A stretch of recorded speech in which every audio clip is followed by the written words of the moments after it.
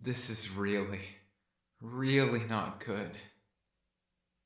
Feeling the hard texture of the ground against his face, he realized that he'd fallen face down on the ground. He couldn't move, even when he tried, and he already couldn't feel his fingers. What he did feel was a certain heat, and it overwhelmed his entire body. It's hot. It's hot. It's hot. It's hot. It's hot. It's hot. It's hot. He coughed and vomited the blood he felt rising in his throat, the source of his waning life. So much came out that it frothed at the edges of his mouth. With his hazy vision, he could see the ground in front of him stained red. You've got to be kidding me. All of this is mine? Feeling as though all of the blood in his body had spilled out of him, he reached a shaking hand, sure to find the source of the heat that was burning through his body. As his fingertips reached the large cut in his stomach, he understood. No wonder it felt so hot. His brain must have been mistaking pain for heat. The clean gash that ran through his torso was so deep it had almost sliced him in half. Only bits of skin were still holding him together.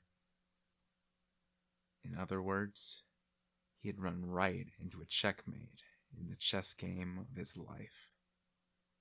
As soon as he realized that, his consciousness immediately began to fall away from him. Before his eyes, he saw a black boot descend, making ripples in the red pool of his fresh blood. Someone was there, and that someone was probably the one who killed him. But he didn't even think to look that person in the face. It didn't matter anymore. The one thing he did wish was that she, at least, would be safe. Baru? He felt as if he heard a voice that rang like bells. That he heard that voice. That he could hear that voice. Felt like salvation to him more than anything else. So, with a short scream, someone else crumpled upon the carpet of blood. She landed right beside him. He lay there, weakly attempting to reach her. Her white hand fell, powerless. He lightly grasped it in his own blood-stained grip. He felt the fingers of her hand move slightly to accept his own. Just you wait. He seized his fading consciousness, pulling it desperately back to buy a bit more time. I'm going to find a way to save you. In the next instant, he, Subaru Natsuki, lost his life.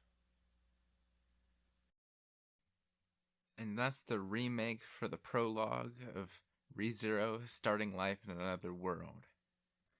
So I just wanted to get this out here as a little bit extra for kind of a shorter video to tie you over to Volume 3, and because I really felt like the prologue needed a remake. And I think a few of the other early chapters do too, and I will get on that in the coming weeks, I believe. I guess I'll see how that goes. Basically, I wanted to do this while I'm having No Game, No Life, while still focusing on that and not taking away from that. Hope you enjoy this over the original. The original will be up if you really want to see it, but it's going to be unlisted under a random playlist. Anyways, thank you for listening to my little bit of a rant here, and I suppose I'll see you guys next time.